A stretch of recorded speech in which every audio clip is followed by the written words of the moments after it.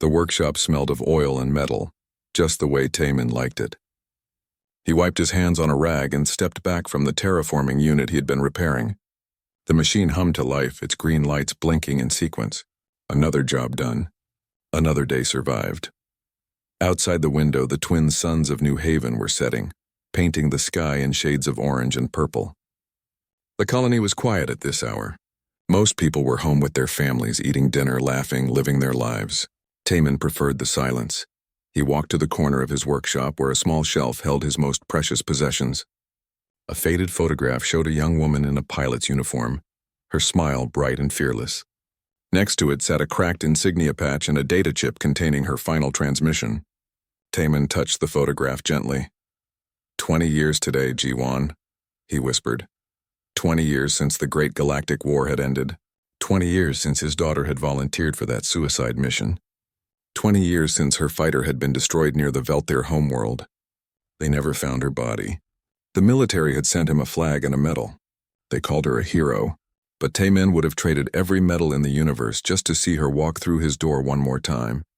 He had been an engineer during the war, designing weapons and shields for the human fleet. Jiwan had been a pilot, one of the best. She was only 24 when she died. Too young, too brave, too foolish. The war with the Velthir had been brutal. The aliens were strong, their technology advanced, their warriors ruthless. But humans had fought back with everything they had. In the end, neither side could claim victory. They simply stopped fighting, too exhausted to continue. A fragile peace had held for 2 decades, but trust remained scarce. Taman poured himself a drink and sat at his workbench. He tried not to think about Jiwan on this day every year, but the memories always came anyway. Her childhood laughter, her determination to join the military despite his protests. The last time he saw her when she hugged him goodbye before shipping out. "I'll come back, Dad," she had said. "I promise." But she never did.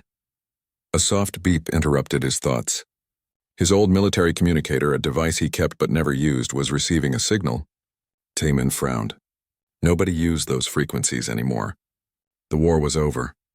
He considered ignoring it, but curiosity won. He activated the device. Static filled the air, then a broken voice came through. "Father." Taman's blood ran cold. The word was in Korean, spoken with an accent he didn't recognize. He leaned closer to the communicator. "Who is this?" he demanded. Only static answered. Then the signal died. Taman stared at the device for a long moment. A prank, it had to be. Some cruel joke from someone who knew about Jiwan. He turned off the communicator and tried to focus on his work. But the next day, the message came again. "Same time, same frequency. Father, please." This time, there were coordinates attached. Taman recognized them immediately. They pointed to a sector near the old war zone, deep in neutral space. His hand shook as he deleted the message. The messages continued. Every day at sunset, the communicator would beep and the voice would speak. Each time, it added more details. Details that made Taman's heart race and his mind rebel against impossible hope. "Father, remember the lake house. Remember the blue boat. Remember the song you sang?" Nobody knew about the lake house.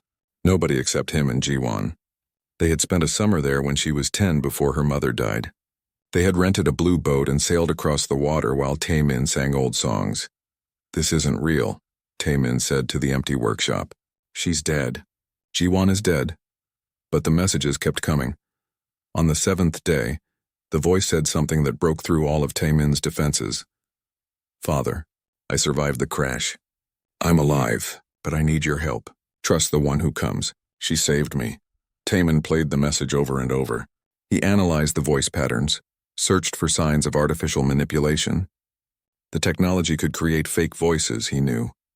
But something in the way the voice broke on certain words, the small pause before saying, "She saved me," felt genuine. He barely slept that night. His mind raced through possibilities. If Jiwan had survived, where had she been for 20 years? Why hadn't she contacted him sooner? And who was she? The Velthir? That seemed impossible. The aliens had killed countless humans during the war. Why would they save one pilot? The next morning, Taman was repairing a water pump when he heard the sound of engines overhead. He looked up to see a ship descending toward the colony's landing pad. His chest tightened.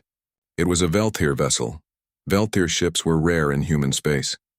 The peace treaty allowed for diplomatic missions, but they were carefully monitored and usually announced weeks in advance. This arrival was unexpected. Taman joined the crowd gathering at the landing pad. People muttered nervously. Some had weapons. Old fears died hard. The ship's door opened and a figure emerged. She was clearly Veltir, tall and elegant with the characteristic silver skin and dark eyes of her species. But unlike the warriors Taman remembered from the war, this one wore flowing robes of deep purple. Behind her came a young human man in diplomatic attire. I am Princess Arasi of the Veltir imperial family, she announced in perfect English. I come in peace. I seek Taman, formerly of the Human Engineering Corps. The crowd fell silent. Everyone turned to look at Taman. His heart pounded. Slowly he stepped forward. I am Taman. Princess Arasi studied him with those dark eyes. Then she did something unexpected. She bowed, a gesture of deep respect in both human and Veltir cultures. I have traveled far to find you, she said. I bring news of your daughter, Jiwan. The world seemed to tilt. Taman's voice came out as barely a whisper. My daughter is dead. No, Princess Arasi said gently. She is not. And I can take you to her. The crowd erupted in confused voices.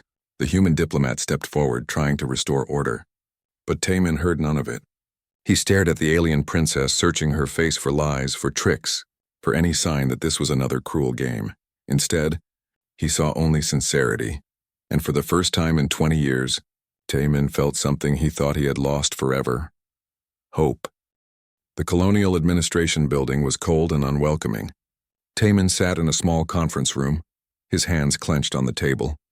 Across from him sat Princess Arasi, calm and composed despite the hostile atmosphere. The young human diplomat who had introduced himself as Daisung stood nervously by the door. Captain Hyun Woo, the colony's military liaison, paced back and forth. His hand never strayed far from his sidearm. This is highly irregular, Hyun Woo said. You arrive without warning, asking for a private citizen, making claims about a soldier who died 20 years ago. Give me one good reason why I shouldn't put you back on that ship right now. Princess Arasi remained patient. Because I am telling the truth. Ji-won survived her crash. She has been in my family's care for 2 decades. That's impossible, Hyun-woo snapped. We had reports. Her ship was destroyed. No survivors. Your reports were wrong, Arasi said simply. Ji-won's fighter crashed on a mining moon in Veltir territory. The miners who found her did not report it to military authorities. They contacted my family instead.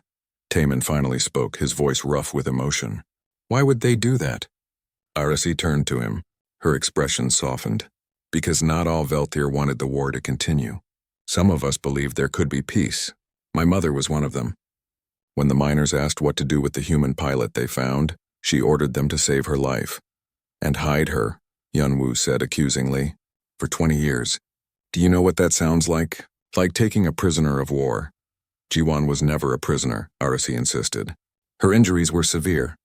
We placed her in medical stasis to save her life. My mother died 8 years ago and the secret passed to me. When I discovered Ji-won in the archives, I made a decision. I would return her to her family. Taman's throat felt tight. Why now? Why wait so long?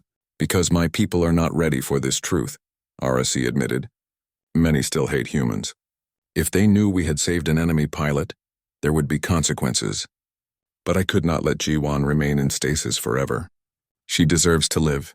You deserve to know your daughter survived. Hyun-woo slammed his hand on the table. This could be a trap, a way to lure our people into Veltir space. I understand your suspicion, Arasi said. But I offer proof. She produced a small device and activated it. A holographic image appeared above the table. Taman gasped. It was Ji-won. Older, her face marked by time and hardship, but unmistakably his daughter. She lay in some kind of medical pod, her eyes closed. The image shifted and suddenly Ji-won's eyes opened. She looked directly at the camera. Dad, she said, her voice weak but clear. If you're seeing this, then Arasi found you. I know this is hard to believe. I can barely believe it myself. But I'm alive. I'm coming home. Please trust her. She saved me when she didn't have to. She risked everything for me. The image faded. Taman sat frozen, tears streaming down his face. That was his daughter, his Ji-won, alive. Hyunwoo's expression had shifted from suspicion to shock. He looked at Daesung. Is this real? Could it be faked? Daesung examined his own device, running analysis programs. After a long moment, he nodded. The hologram appears genuine. No signs of digital manipulation. The medical equipment in the background matches Velthir technology. I have more, Arasi said quietly. She pulled out another device, this one containing data files. Ji-won's medical records. Her biometric data. Everything you need to verify her identity. Taemin reached out with shaking hands and took the device.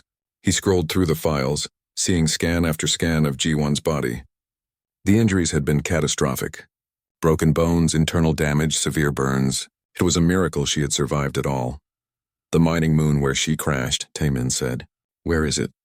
3 days' travel from here, Arasi replied. In neutral space near the old border. The medical facility is still operational. Ji-won remains there, waiting. Hyunwoo crossed his arms. And you expect us to just let him go with you? Into what could be enemy territory? I expect you to do what is right, Arasi said firmly. This man has lost 20 years with his daughter. I am offering to give them back. There's something else, Daesung interjected. He looked uncomfortable. Princess Arasi is risking significant personal danger by being here. If the Velthir High Council discovers what she's done, she could face charges of treason. This caught Hyunwoo's attention. Treason? Arasi nodded. Under Velthir law, enemy combatants captured during war should have been executed or exchanged through official channels. My mother violated that law. I am now violating it by returning Ji-won without authorization. But some laws are wrong. Some rules should be broken. Taemin studied the alien princess. She was young, he realized. Perhaps only 30 in Velthir years. She had risked her position, maybe her life, for someone she had never met. For a human. Why, he asked. Why would you do this? Arasi met his eyes. Because I read Ji-won's mission report. I learned about the battle where she was lost.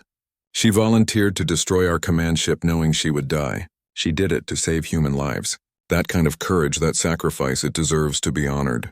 Not hidden away in the dark, she paused, then continued. And because I am tired of hate. I am tired of my people and your people treating each other as monsters. If we cannot show compassion to one person, how can we ever hope for real peace? The room fell silent.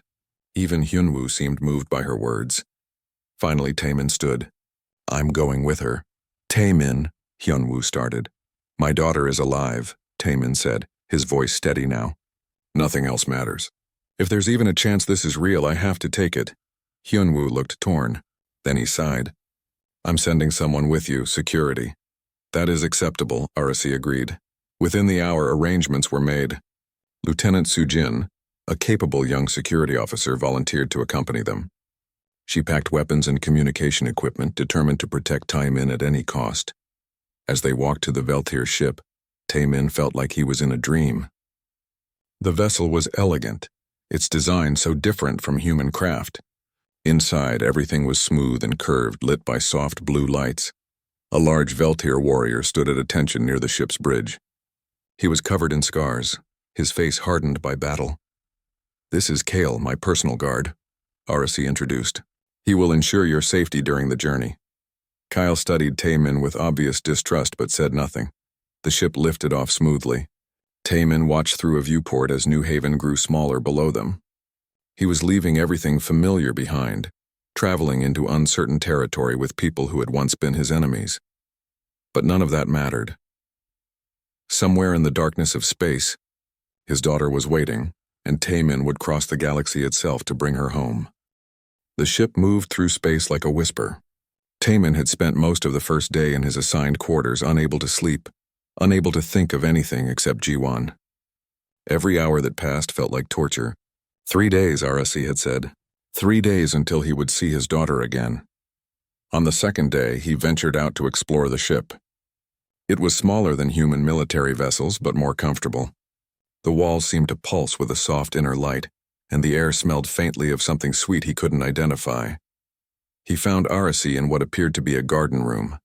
Real plants grew here, strange alien flowers in shades of blue and silver. She was tending to them carefully, her long fingers gentle on the petals.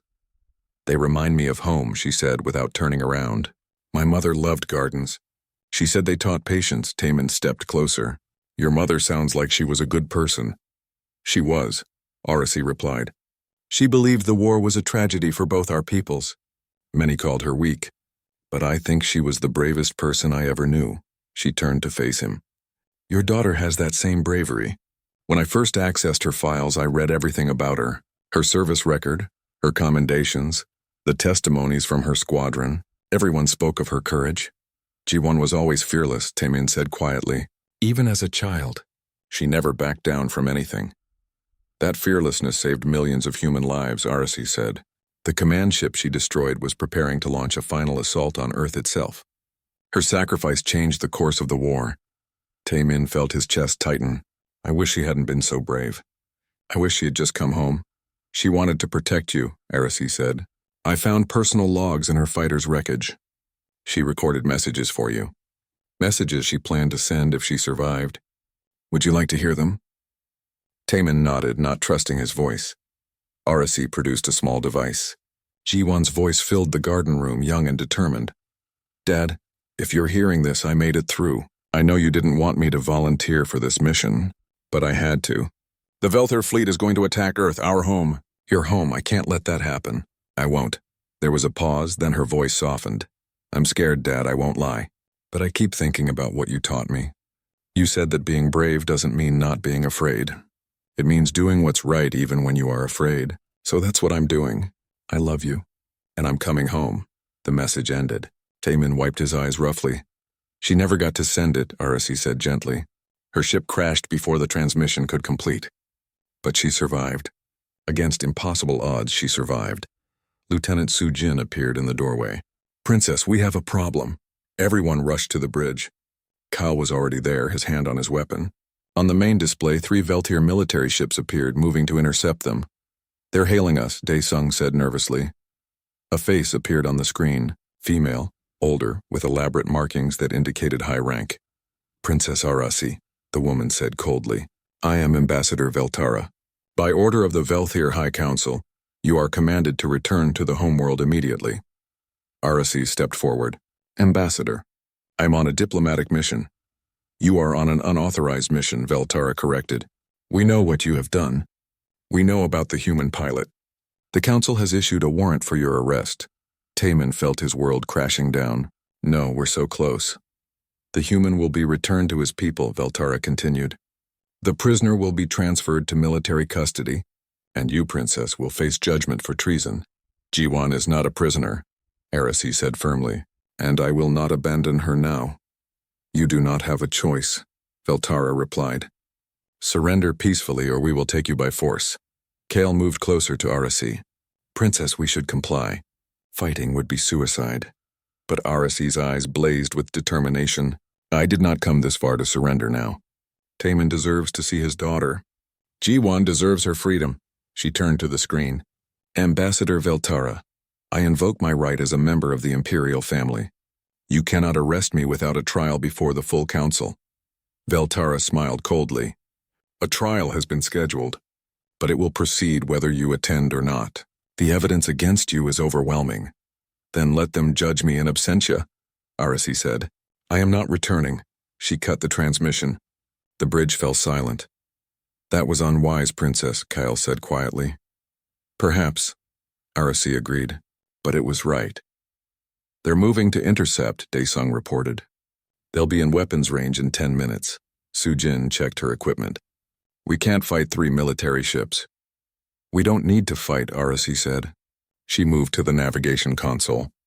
We just need to reach the mining moon first. Once there, we'll be in neutral space. They cannot attack without violating the peace treaty. They might risk it, Taemin said. Then that is a choice they will make, Aracy replied. But I will not make it easy for them. Her fingers moved across the controls. The ship suddenly accelerated, its engines pushing to maximum speed. The pursuing vessels matched their pace, but Aracy knew these trade routes better. She maneuvered through asteroid fields and around debris from old battles, using every trick she knew. 2 minutes until we reached the moon's boundary, she announced. The pursuing ships were gaining. One of them fired a warning shot that blazed past their hull. They're serious, Sujin said. So am I, Aracy replied.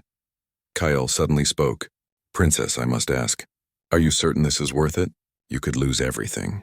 Your title, your position, perhaps your life. Arcee glanced at him. Yes, I am certain. Some things are more important than titles. Kale studied her for a long moment. Then incredibly he smiled. It was the first smile Taemin had seen on the warrior's scarred face. Then I will stand with you, Kale said. Whatever comes. Crossing into neutral space now, Daesung announced. The pursuing ship slowed but did not stop. They held position at the boundary, clearly debating what to do. They're not following, Sujin said with relief, but Aracee's expression remained serious. They will inform the council. More ships will come. We have bought time, nothing more. She looked at Taemin. The medical facility is on the surface. We need to move quickly. The ship descended toward the barren moon. Tau 3 was a lifeless rock, its surface scarred by mining operations that had ceased years ago. But somewhere in those abandoned tunnels, in a hidden facility maintained by Veltir doctors who shared Aracee's vision, Ji-won waited. As they landed, Taemin felt his heart racing. 20 years of grief, of pain, of living with the ghost of his daughter. All of it was about to end. The ship's door opened. Cold air rushed in from the moon's thin atmosphere, and Taemin stepped forward, ready to reclaim what he thought he had lost forever. His daughter. His Ji-won. Home. The medical facility was hidden deep underground, carved into the rock of the mining tunnels. Emergency lights flickered along the walls as Arcee led them through narrow corridors. The air was cool and smelled of antiseptic and machinery. Taemin's hands trembled. Every step brought him closer to Ji-won. After so many years of believing she was dead, after so much grief, he was about to see her. He wasn't sure if his heart could take it. They reached a large door. A Veltir doctor stood waiting, elderly and kind-faced. She bowed to Arcee. Princess, we received your message. The patient has been prepared, but I must warn you, she is still weak. The transition from stasis is difficult. I understand, Arcee said. She turned to Taemin. Are you ready? Taemin couldn't speak. He simply nodded. The door opened. The room beyond was filled with medical equipment, all of it humming softly. And in the center, in a transparent pod that glowed with soft blue light, lay Ji-won. Taemin's legs nearly gave out. Arcee caught his arm, steadying him. Ji-won looked older, her face marked by time and hardship. Her hair, once long and dark, was shorter and streaked with silver. But it was her, his daughter, his little girl who had grown into a brave warrior. She was real. She was here. The pod is opening, the doctor said quietly. With a soft hiss, the transparent cover slid back, medical sensors detached from Ji-won's body. Her eyes fluttered, then opened. For a moment she stared up at the ceiling, confused and disoriented. Then her gaze found Taemin. Recognition dawned in her eyes. Her mouth formed a single word, Dad? Taemin moved forward, his vision blurred with tears. He reached the pod and took Ji-won's hand. It was warm, alive, real. Ji-won, he managed to say. My Ji-won. She began to cry. I thought I'd never see you again.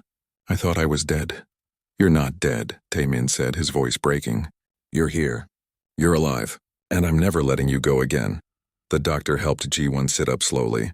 Her body was weak from the long stasis, muscles that hadn't been used in 20 years. But she was determined. She reached out and pulled Taemin into a tight embrace. Father and daughter held each other, both crying, both overwhelmed. 20 years of pain and loss seemed to melt away in that moment. Nothing else mattered. Not the war, not the Veltir, not the danger they were in. Only this. Finally, Ji-won pulled back, wiping her eyes. She looked past Taemin to where Arcee stood respectfully at a distance. Princess, Ji-won said, her voice hoarse. You found him. You kept your promise. Of course, Arcee replied with a gentle smile. How could I not? Ji-won looked back at Taemin. Dad, I have so much to tell you. About the crash, about everything that happened. But first I need you to know something important. What is it? Ji-won's expression grew serious. The battle where I was shot down. The mission we flew. It wasn't what we thought. Taemin frowned. What do you mean? I mean someone wanted that battle to happen, Ji-won said. Both sides were manipulated. Sujin stepped forward. Explain, Ji-won took a deep breath.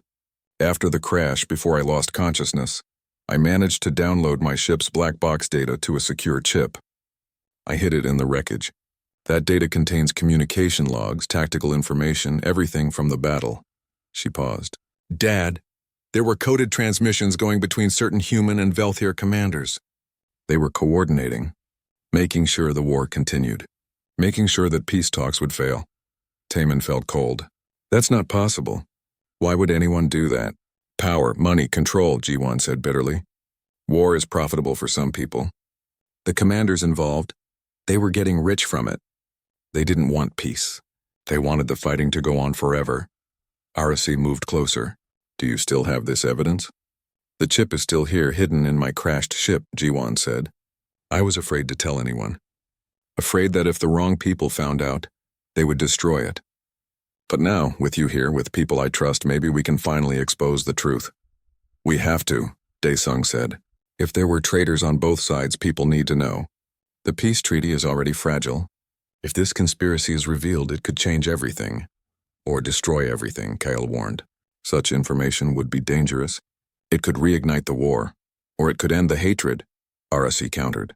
If both humans and Velthir learn they were manipulated by their own leaders, perhaps they will see each other differently. Before anyone could respond, alarms blared throughout the facility. The doctor rushed to a console. Ships approaching, she announced. Velthir military. Multiple vessels, everyone tensed. Sujin immediately checked her weapons. How did they find us so quickly? Taman demanded. Veltara must have sent scouts ahead, Arasi said grimly. She knew where we were going. Kyle moved to the door. I'll prepare defenses. There's no point, the doctor said.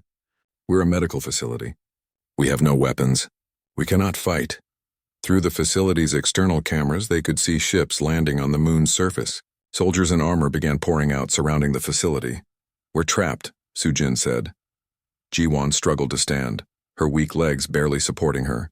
Then we do what we should have done 20 years ago. We tell the truth. She looked at Arasi. Can you broadcast from here? Send a transmission to both human and Velthir networks? Theoretically, yes, Arasi said. But it would take time to establish the connection. Then we buy time, Taman said firmly. A voice boomed through external speakers. It was a Velthir commander, harsh and demanding. Princess Arasi, you are surrounded. Surrender yourself and the human prisoner immediately. This is your final warning. Arasi activated a communication panel. I am Princess Arasi of the Imperial family. By law, you cannot take me by force without proper authorization from the full council. We have our authorization, the commander replied. Ambassador Veltara speaks for the council.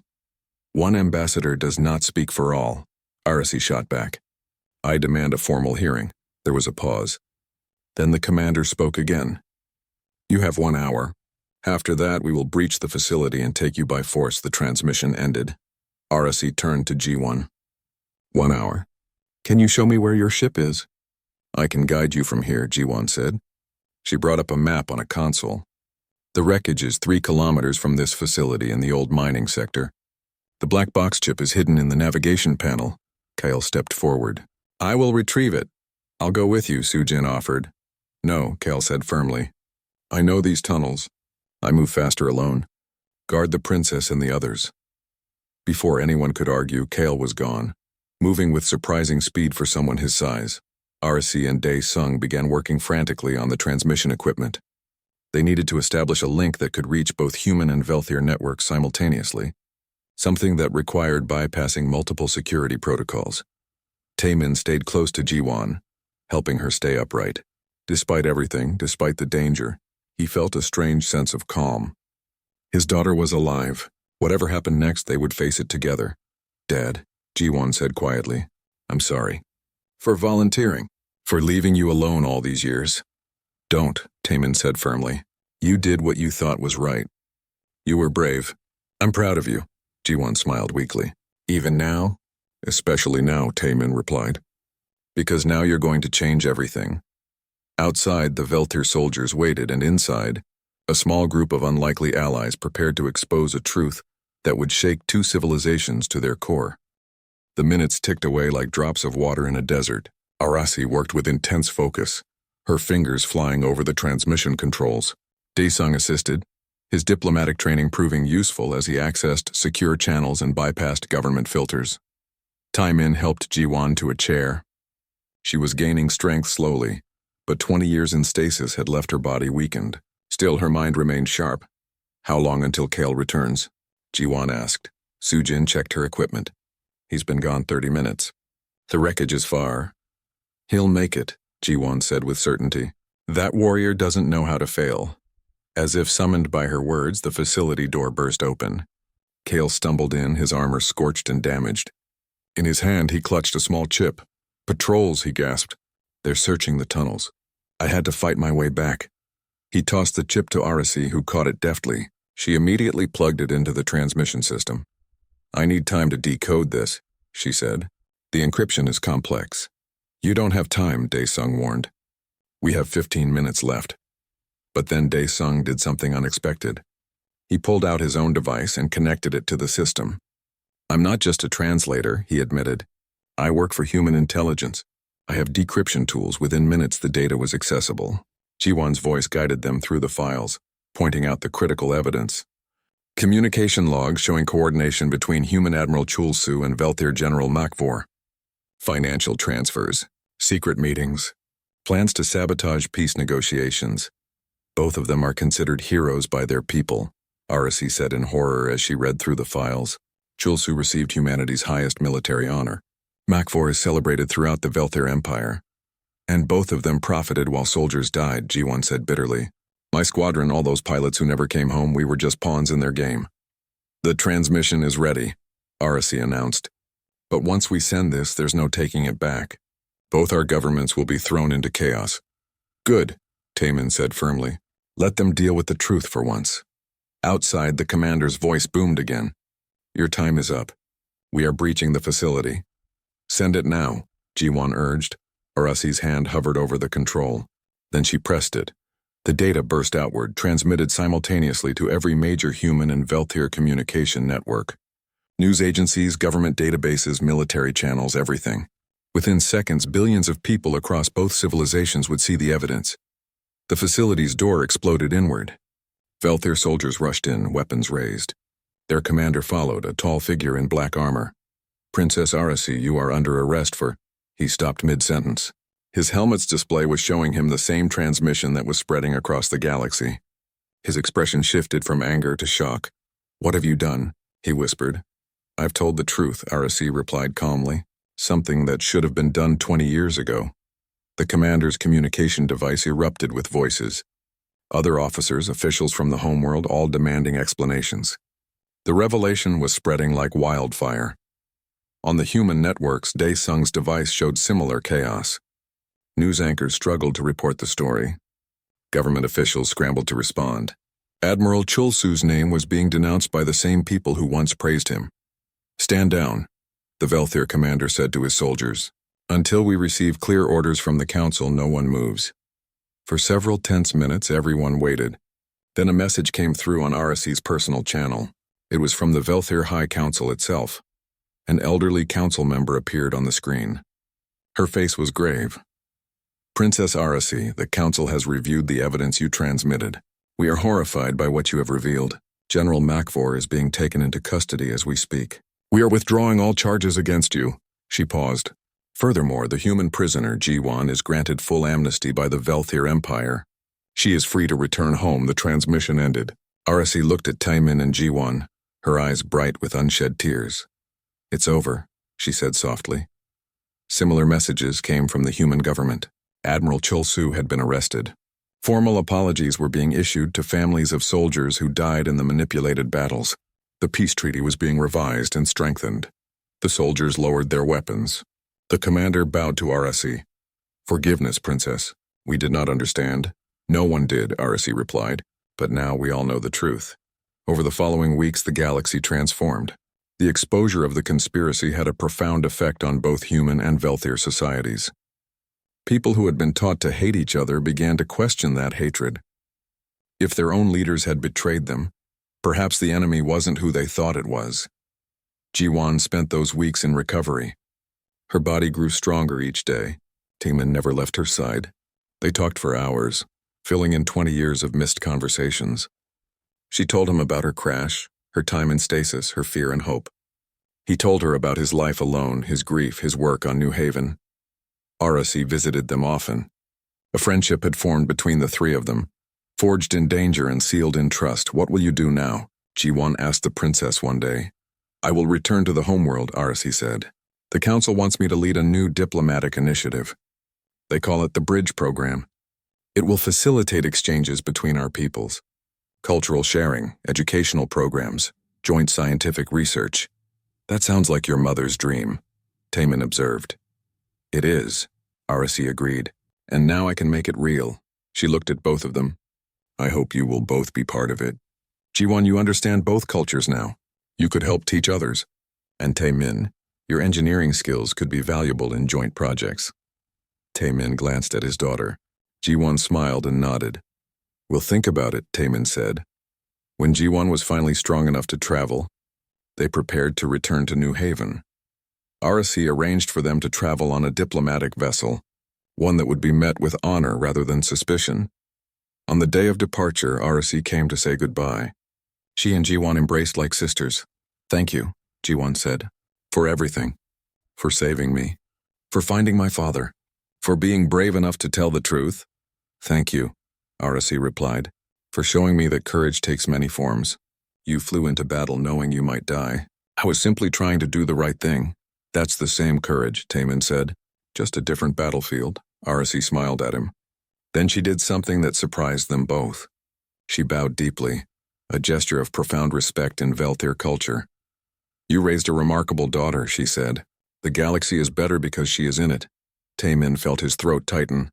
And the galaxy is better because you are in it too. The journey home was peaceful. Ji-won stood at the viewport watching the stars pass by. Taemin joined her. What are you thinking? He asked. That I died 20 years ago, Ji-won said quietly. Or at least the person I was died. I've been given a second life. A second chance. What will you do with it? Ji-won turned to him. Help people. Show them that humans and Velthir can work together. Maybe even become friends. What happened to me, it could be a bridge between our worlds. I think Arcee would like that, Taemin said with a smile. When they arrived at New Haven, a crowd waited at the landing pad. News of Ji-won's return had spread. People cheered as she stepped off the ship, many of them crying. Families who had lost loved ones in the war saw hope in her survival. Captain Hyunwoo was there too. He saluted Ji-won formally. Welcome home, pilot, he said. You've given us all something precious. Hope for the future. Over the next months, Taemin and Ji-won settled into a new life. They rebuilt their relationship, learning who each other had become. Taemin taught Ji-won about the colony's engineering systems. Ji-won told anyone who would listen about her experiences with the Velthir. True to Arcee's vision, the Bridge Program began. The first Velthir students arrived on New Haven to study human culture. The first human scholars traveled to the Velthir homeworld. It was slow, cautious work. Not everyone approved. Some humans still hated the Velthir. Some Velthir still hated humans, but progress was being made. On the first anniversary of Ji-won's return, a memorial was dedicated. It honored all who died in the war, both human and Velthir. The inscription read simply, "They died believing they fought enemies. We now know they fought for the same thing, peace." Arcee came to New Haven for the ceremony. She gave a speech that was broadcast across both civilizations. We cannot undo the past, she said. We cannot bring back those we lost. But we can choose what we build with the future. We can choose understanding over hate, cooperation over conflict. We can choose to see each other not as enemies, but as people who share this galaxy. After the ceremony, Arcee, Ji-won, and Taemin stood together, watching the twin suns set. My mother would have loved this, Arcee said softly. I think she's watching, Ji-won replied, and she's proud. Taemin put his arm around his daughter. For 20 years he had lived with loss. Now he lived with hope. The galaxy was changing. Old hatreds were fading. New friendships were forming. And it had all started with one father's love, one daughter's courage, and one princess's compassion. The bridge between worlds was being built, one connection at a time.